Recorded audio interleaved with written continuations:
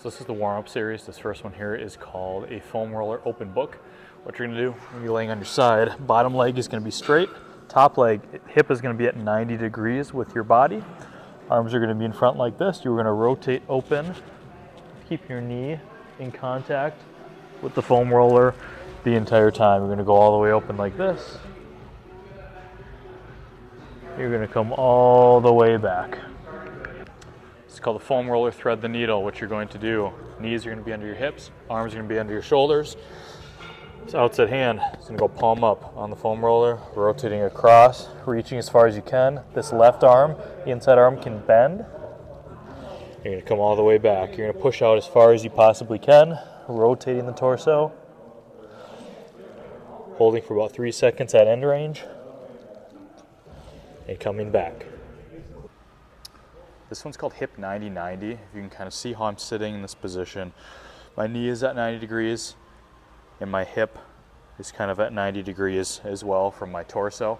What I want to do with this one is you can use this as a stretch. So the first part, if you want to stretch that posterior side, you can hinge over, get a good stretch that way and hold it. Just try to let the leg relax, get a good deep stretch here. But what we want to use this for is we want to use this more as a mobility and deep hip activation exercise. So that's going to be focusing on the back leg with internal and external rotation. So what you're going to start with is your hand is going to be on your ankle. Okay. The more you lean to the away from it, the easier it's going to be.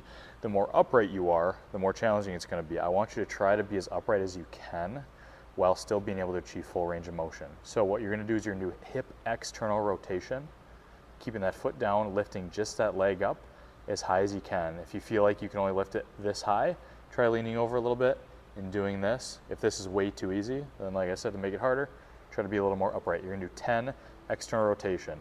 Next one's gonna be internal rotation. So to start off, you might need to lean a little bit farther because this one's more challenging, but this knee is gonna stay down and you're going to be lifting that back foot off of the ground. Again, if you can do it easily, make yourself a little bit more upright and really try to lift that leg. If you can't lift it very high, grab the inside of your foot here, inside of your shoe, and kind of give yourself a little bit of a boost. Okay, you're just going to do 10 of those, and then you just switch sides and repeat. It's a wall quad stretch, what you're going to be doing.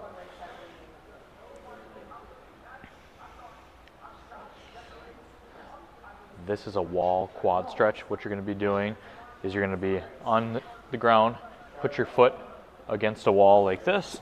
The further back and higher up you creep your foot up the wall, the more stretch you're going to get. I want this outside leg forward. You lean backwards to stretch this quad, and you can kind of push your hips forward as well to get a little bit more hip flexors. It's going to get a lot of that quad muscle. It's going to get the front of the foot here as well. You're just going to kind of hold this for about 30 seconds or so, and then you would switch over to the other side.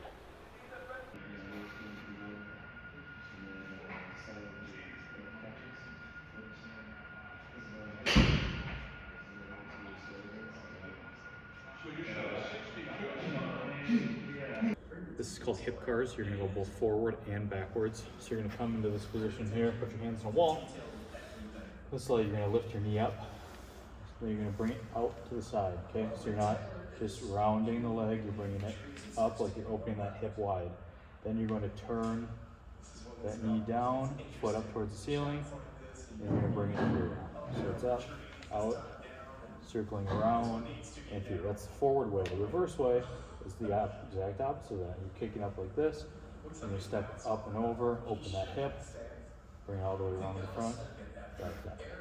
This way, hip around, back down. This is called the pelvic wall clear. So this is to work a little bit more on that rotation and dissociation of that lower body to increase some more hip rotation. So what you're gonna do, put your hands on the wall. Okay, what this is gonna do is it's gonna help stabilize your upper body. Left leg is gonna go forward. So the goal of this one, you're going to try to keep your upper body fairly stable, rotate your hips into a backswing, and then you're going to straighten this left leg and drive and rotate your hips as far as you can to the left, maintaining a very stable upper body, using the wall as needed to keep those shoulders nice and square. Rotate back in that backswing. You're going to drive the hips through this direction. And then when you do the opposite side, other leg's gonna go forward and you're kind of repeat the same exact process.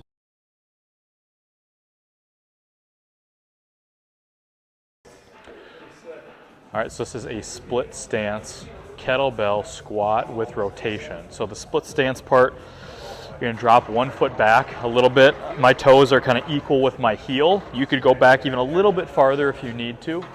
But the goal is to put about 70% of your body weight on this lead leg. This right foot is gonna be mostly used for stability. So you get the kettlebells up, resting on your chin up in this area, and you're gonna squat down and add rotation, okay? So you're gonna go down this way, pushing hard through that left leg. That lead leg, whatever side you're squatting and rotating towards, you're exploding up from that low position. So this is dumbbell squat, jump, squat, okay? Weight-wise, I want you using dumbbells that allow you to perform this movement quickly, but it should be also heavy and challenging. You know it's too much weight if you squat down and it takes you a while to leave the floor, or if you only get about an inch or two off the ground. I want you to be able to jump as high as you possibly can while still really having to push hard with the legs. So what this one's gonna look like is you're going to squat down, jump as high as you possibly can, land nice and softly, and then return to standing, okay? So a full rep, gonna look like this. It's gonna be squat, jump, squat, reset, okay? Squat, jump, squat, reset. This is a single leg dumbbell or kettlebell RDL plus a press overhead. So what you're gonna start with is opposite hand, opposite leg, single leg balance. You're gonna be starting with a kettlebell RDL. From that position, you're gonna be pushing this hip forward to a high stand position, pressing overhead nice and tall. And from this position, you're gonna unwind it, go right back down into that RDL, stabilize, drive that hip forward. And as you get more comfortable with this, you can increase the speed. Goal is to try to stand on one leg as long as you possibly can, working all the way through this. You're gonna do both sides. This is a banded wall airplane. What you're gonna do here is you're gonna grab a band, you're gonna stretch it across the chest. Okay, I don't want the arms to come away from the chest, bands across the chest. Be in kind of a good golf posture. One foot's gonna be on the back wall, the other foot's gonna be on the ground. Head's gonna stay neutral. You're gonna rotate over kind of as far as you can, focusing on maintaining stability and trying to get as much rotation as you can in that torso. And you'll switch sides.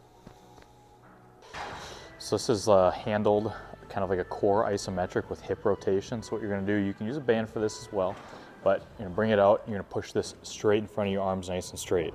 From this position, you're gonna be rotating just the hips while keeping that core nice and tight and not allowing the upper body to move. So this is a 90-degree box jump. I'm gonna show you two different variations. First variation, you're just gonna set up next to a box here. Try not to turn before you leap. Try to kind of leap and then turn in the air. So all it's gonna look like, just gonna be squatted, jump, turn in the air, okay? That's the first variation. You'll wanna do both sides. Second variation, you can do it to get a little bit more weight shift going. You can start over on the side, jump to here, and then go up and do that 90-degree jump. So it kind of looks something like this, where it's jump, land, and turn. This one is called straight arm torso. So what you're gonna do, I'm just showing you on a cable machine. You can use bands as well. You're gonna get into a good kind of golf position. Let the band pull you back, kind of into a backswing. And then from this position, you're gonna be rotating and driving your torso to pull the band across, okay? I'm not doing this with my arms. I'm rotating and driving my torso to pull it across. So reps are gonna look like this. Load, head's gonna stay neutral, driving the torso across. This is called an FMT torso. So what you're gonna do is you're just gonna hold onto a band. You can use any type of band you really want. You're gonna be walking out till there's a decent amount of tension on the band, rotated into kind of a backswing with a little bit of a squat.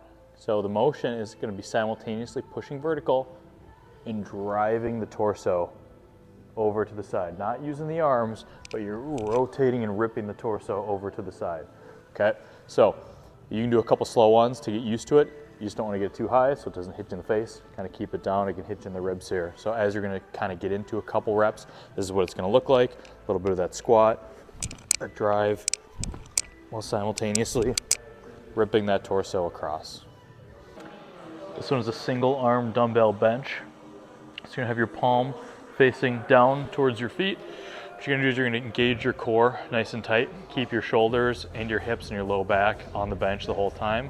You're pressing straight up, letting it come all the way back down, pressing all the way straight up. Trying not to let the weight of the dumbbell rotate you. If it rotates you a little bit, that's okay, but you're really trying to engage the core to keep yourself nice and square. This is called a landmine rotate and press. What you're gonna do here is it's gonna be kind of a big combination movement. You're gonna start off in a nice squat position. Okay, chest is gonna be up, you're not bent down like this. Nice squat position. The movement is gonna be a stand, explosive stand, a little bit of a shrug, and what you're gonna do is you're gonna pass it over to this hand and you're gonna press, finishing kind of in a golf finish position, okay? So a full rep is gonna look like this. It's gonna be a big stand, shrug, push. You can add whatever weight you want to this to make it a little bit more challenging, but you're pushing from the bottom and you're pressing from the top.